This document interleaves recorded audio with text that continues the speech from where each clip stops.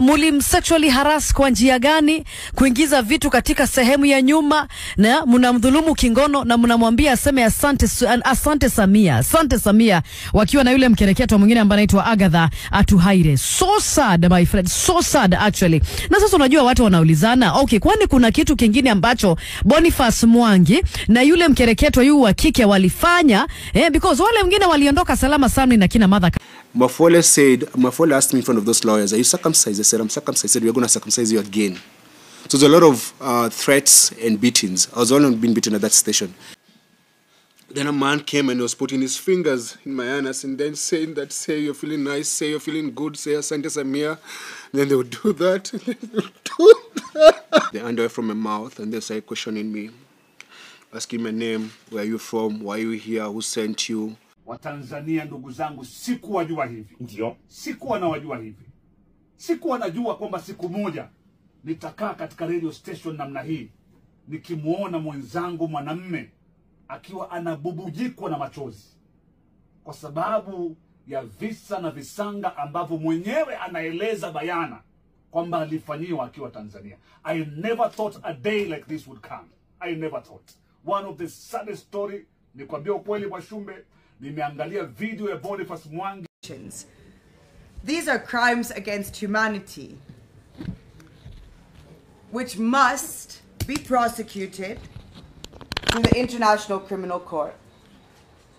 Binadamu hafai kuwa anapitia mambo kama haya. Binadamu hafai kuwa anafanyia mwanadamu mwenzake mambo kama haya.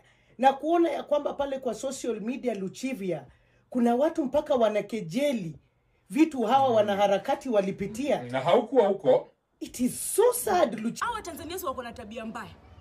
Walichukua Boniface Mwangi wakamlawiti guys. Na imagine hata hawakutumia bolobolo. Afadhali wangetumia bolobolo, mti, kijiti. Hey, kweli hawa watu ni mashoga. Yaani serikali mpaka wenyewe ni mashoga, hata polisi wenyewe wanafaa kulinda nchi, mashoga. Si hata ni story, nafikirianga ni stories za jaba zinasema huko ati hawa watu ni mashoga. It has been confirmed. Justice for Boniface Mwangi. Hii enda free. Hata kama Boniface Mwangi ni mwanaume hardcore aje, sidhani hii trauma kama atawahi kama ni ukweli. Yaani chenye Tanzania umefanyia Boniface Mwangi yaani wanatuprovia tu wanapenda PDD party. You must watch that story. So wa Tanzania, the police force ya Tanzania mulibaka ndugu yetu Boniface. Mulimuingiza vidole kwa mkundudhe. Mulivunja ndugu yetu bikra.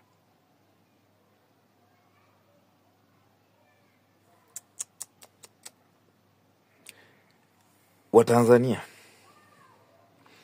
mkuje mchukue viwete wenyu wenye wako hapa Nairobi wanaomba pesa haraka sana. Agatha alipatikana jana. Amepigwa, amedhulumiwa, haizi kula, alafu mnatuambia sisi wa Kenya ati tuna nini? Tunaingilia mambo yapi? Tunaingilia kwa sababu Boniface ni wetu. That is ours. You understand?